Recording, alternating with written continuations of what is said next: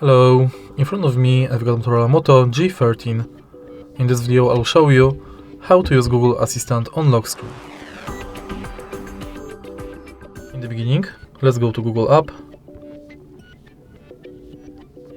enter menu and go to settings. Enter Google Assistant, voice match and enable Hey Google function. Tap next, agree and continue.